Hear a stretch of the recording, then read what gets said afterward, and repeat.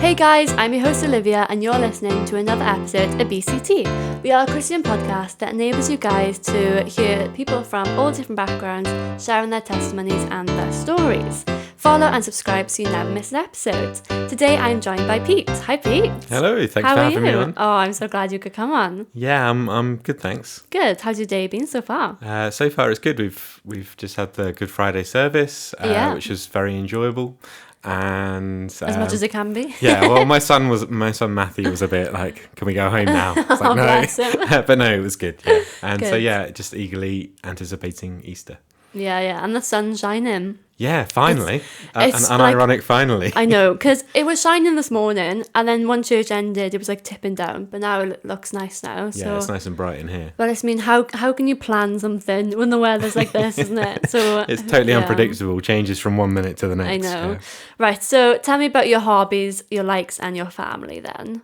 Well, I suppose I should start with my family. Most people know me as Beth's husband. And so if ever Beth's away or, unwell and doesn't come to church, I'll come in with Matthew and everyone says, hello, Matthew, and then looks at me and says, where's Beth? So I'm Beth's husband. And I'm a motion graphic designer, which is kind of like an animator, except it's more like doing TV ads and like the prices that might appear in an ad or a social media post than kind of like Disney style character animation. Yeah. And I absolutely love my job. But just before we were recording, I was saying it feels like a hobby. And it's because like I'd be doing it anyway. If I couldn't make a living at it, I'd end up doing it anyway. I feel really blessed that I get to do it like as my work.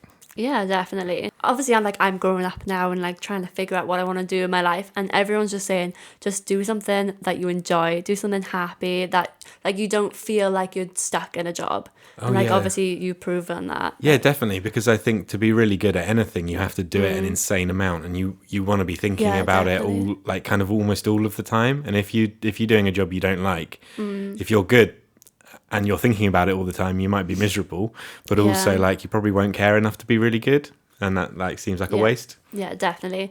So what about your childhood then? What did that look like? So my mum and dad are both Christian, so I had a fairly typical like Christian upbringing, like Bible stories at bedtime, church every Sunday and at Christmas and Easter. Always had like a secure, safe home. I've got two sisters and a brother, so I'm the youngest. Wow. So I had loads of people like looking after me. Nice. Relatively big family, I guess. But yeah, like obviously there's the odd thing that was upsetting when I was a child, but like by and large it was really, really like happy, and I had a really nice childhood. Good. So That's I was important. really lucky. Yeah. Yeah, good. Okay, let's go straight into then. I'd love to hear when you accepted Jesus into your life. Okay, so this is something that's like interesting to me, because you often hear about people that are saved and they've come from maybe difficult circumstances, but I was raised like with Christian values, so it wasn't certain Christian values weren't like a radical idea to me, nor was the idea of there being order to the universe, or like the universe having been created, or the idea of people going to heaven when they died. That that was all kind of normal. That didn't feel hard to get my head around. But I do remember like the specific point where I was going to like a youth club. I must have been about 15. It was obviously back in London, and there was one evening where I decided like for myself that I wanted to give my life to Jesus. And it's funny, I remember thinking, like that first moment when you do, and you've got like, it's like so crystal clear that it's, that he is the way. I remember thinking, wouldn't it be great if I could just die now? I'd go straight to heaven. I wouldn't have to suffer. And it's almost like I heard God immediately say, like, no, there's so much more I want you to do. That's crazy. But yeah, so it was then. So yeah, I was 15, I think. Cool. Did maybe a bit younger, but yeah, it's hard to remember. So obviously like you had this Christian background, but did you feel like, oh, there's a pressure to become a Christian because you grew up with Christian parents, or did you feel like, nah, choosing my own faith was pretty easy? I don't think I felt pressure. I think my parents were very like sort of on it about making sure like I went to church as far as they could be, but they never, like as I got older, they never forced me to go, and like we've all got like varying degrees of like faith, I would say. So like I'm sure like one of my sisters isn't a Christian, and my parents aren't like, they don't give her a hard time about it. They know that it's all of our decisions. So I could have totally walked away. I wasn't forced into it or anything, if that makes sense. And you know, as a kid, I definitely asked like awkward questions, like how do you know this is true? How do you know it's not just a story someone's made up and put in a book? And they were never stern about that. They were always you know, encouraging. And like my dad's a scientist, and we'd talk a lot about, you know, how does like the creation story fit into the, you know, like archaeological evidence and like, you know, evidence that the Earth's a lot older than that, and like how do you square those, and like what's his opinion of that? And so I feel like I had a, you know, I was allowed to critique it. I wasn't just like, no, you know, clip round the ear, shut up, listen, you sinner, or anything like that. So no, it was, that's it was so encouraging. Important. Yeah, that's really important.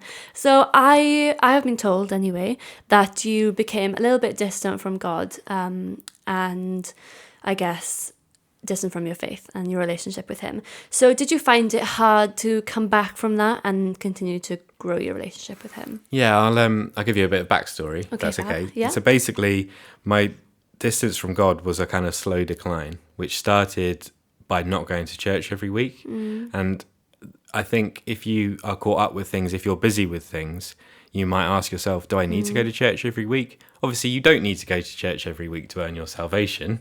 Like, that's dealt with. But I experience like the kind of like the bad thing that does happen when you don't go, which is just I began to doubt more and more.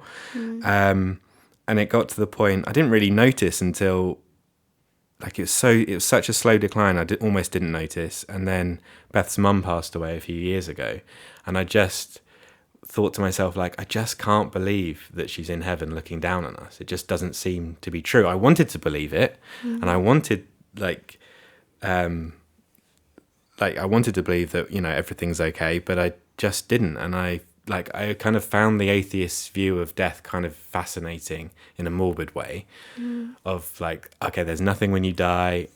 You know, you are your brain, so when your brain dies, that's just, you're destroyed. And like, you know, after death is the nothingness, is like the nothingness from before you were born.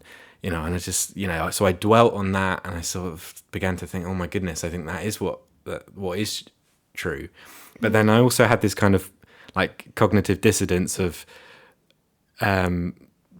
like I would argue for the existence of God, and I would say I was a Christian, and you know, I got roped into like arguments online or at work or something, and I'd be like, no, God, it's like the most logical thing for there to be a creator. And then when I really sat down and thought about it, I thought, but I just can't believe that when you die you kind of wake up in heaven. That doesn't seem true.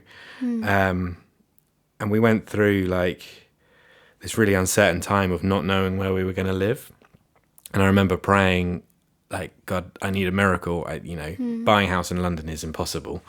And then after that, like, things did begin to fall into place. We decided to move to Wales. Like, we found a house, and then I was thinking, because I was still working in London, I was thinking, I just need a job so we can go and live in our house. You know, I'll take anything. And then what I actually got was a job that was quite good career progression. And then I sort of decided I knew that I wanted to go back to church, and so we asked a neighbour who had been really helpful when we moved, are there any churches in the area? And he recommended Baglan, and it was after a couple of weeks I came and I thought, this is all true, isn't it? And then it was like, again, I heard Jesus say, yes, of course it is. and then it was like, so it wasn't hard to come back. It wasn't like I'd fallen off the rails and like, you know, become like a drug addict. It just was a slow kind of, I think like if you spend time away from church and away from Christians, like people are constantly chipping away at you, aren't they? They're constantly saying, well, you can't believe that. You can't believe that, you know, like, it's hard to think of an example on the spot now, but you can't possibly think that, you know, people shouldn't have the right to abortion. Like, how can you be so unprogressive? And you think, well, you're a nice person, so maybe you're right, or whatever. So I think it was just, I needed to come back to church and be with Christians and kind of have the message refreshed. Does that answer the question? So that was a bit of a ramble. Yeah, completely. Because the world is so tempting as well, isn't it? Like, the world is crazy. How how it can change your opinion on things, your view on things. Like, it's crazy if you're too much of the world and not, with God Yeah, and stuff. and that's exactly what happened. And I worked with and had lots of like nice friends that weren't saved, and it was kind of much easier to convince myself that maybe a bit of the Bible's true, but not all of it. And the bit that says that like you need Jesus, that's mainly true, but there'll be something else for everyone else or something. And that was a much more comforting thought than actually what now I believe to be true, which is that you need Jesus. So yeah, I think it was just like a slow decline, and then, but God was working. He wasn't going to let me go. Yeah, he's got hold of you. No leaving now. Exactly, yeah. Cool. So obviously quite recently, you faced this big obstacle that could have completely ruined your relationship with God. And I guess you could have been like, why is this happening to me, God? Because you've, I guess, lost your job. Yeah, I was made redundant about 6 weeks ago. Yeah. Yeah, and so that was like a test. And we've been learning in house group and at church all about, God should be your foundation. And I thought, okay, so this is the time to put that into practice, because it's easy to say that and really want to believe it. Yeah. But then it's like, okay, so here's the test. So I thought, well, if I know that I'm safe because I've got God in my life, not because of the illusion of safety that a job brings, what do I do? So the first thing that happened was, I think after I'd got the email saying I was going to be made redundant, I had to go out and get a shop or something. I had to go and do a click and collect, something really mundane. But I remember driving and praying, and just the first thing I said was, I prayed was like, thank you for my job, the job I've lost. Thank you, because it was really great. And I had a really, really good time there. It enabled like my family to move to Wales and to actually live in our house and everything. And I had a lot of fun. So it felt I felt like I wanted to show gratitude. And then I just thought, I'll be patient and see what's next. And I knew that like the kind of more practical stuff was taken care of. Like I had some savings, so I knew we weren't immediately about to lose the house or anything, thankfully. And then it felt like God was at work immediately. And I thought, oh, this might be really hard. And like Neil, like your dad even said to me, like, things might be really difficult. And and I just, even when he was saying it to me, I remember thinking, I don't think it will be. And I don't want to say it, because then like, in 6 months, if I'd have been out of work still and like been really poor and everything, like I might have struggled. But it didn't feel like that. It felt like God was doing things straight away. Like I had an absolute outpouring of support from everyone at the church. Like someone even came, I won't name them, but someone even came forward and offered to pay some bills and stuff. And I said, like, thank you so much, but that's like really, it's not needed, thankfully. And then, yeah, I'd kind of, for ages I've been thinking about maybe I should try freelancing. And I've always stopped myself, because I think, no, I could never walk away from the security of a monthly paycheck. And suddenly that decision was made for me. And I was like, maybe I should try that. And then almost as soon as I decided to, like, I'd gone to London to see family, and it was the Saturday I decided maybe I'll try it. On the Monday, I had 3 projects land in my inbox that kept me going, that were like 3 months worth of income. And that gave me the confidence to. And then also there's someone who I've been working for on a freelance basis, and she basically laid everything out practically for me. So I had, a million boring questions about like insurance and do you register a company? And she basically answered all of those in a stroke. And yeah, I've just kind of been doing that. I've been doing that since, and it's going really well. And people are, I see people on LinkedIn lamenting the lack of work that's out there. And I think, well, I feel really blessed, because I'm not really busy. Someone at house group says, "Oh, you're a millionaire yet?" And I'm like, no, it's not like that. It's not like that. It's just paying my salary basically. But it's like, it's amazing that it is. And I never would have done this myself. And I did feel like, in hindsight, it's almost like God kind of went, "You're never going to do this, but this is what you need to do. So I'm just going to push you to do it." And like, you sometimes, people often say, it's, you kind of forget how good God is. And so like, when we were moving to Wales, I knew I needed to find a job before we had to move out of our old house. I knew there was a deadline, and God provided a job way before the deadline. So it's like he knows that he knows that I'll crumble. And it's like with this, I thought, well, I've got some savings, and I knew I was going to use those to kind of tide me through a job search. So if I have to use those to build up a client base for freelancing, fair enough. And I've not even needed to do that. I've been incredibly blessed. Like, it's uncanny. And like, there were a load of other people that were laid off at the same time as me. And, I said to one of them, like, oh, have you tried praying? Like, what have you got to lose? And he just kind of ignored it. But like, they've really struggled. And I think even if I hadn't have found work, having kind of a solid foundation, knowing that, well, I will be okay ultimately. Like, there is a plan. I've not been abandoned. I think that gives you confidence to do things and to make bold moves and things. Yeah, definitely. God is good, isn't he? Yes. He is good all the time. Not just when you need him, he is good all the time. Yeah, and then, sorry, there's just one other thing as well about like testing faith. About 2 weeks after I'd lost my job, Beth had a bit of a health scare. And I'm not going to go into detail because it's relatively private. But I remember thinking then, this could be, like, I'm being a bit battered here, and this could be like, it wouldn't be unreasonable to doubt the existence of God now. And I just kind of thought, no, you'd have to kill me for me to stop worshipping God at this point. Like, I'm not going to, like, bring it on, like, whatever's happening. And, and now my dad's suffering with his health. And so it's, it's not like you can, I don't believe in, like, prosperity gospel. Like, you still have, like, it still rains when you're a Christian, right? But, you kind of, that ultimately things are okay. Yeah, that's amazing. I think we should all be like that, if only.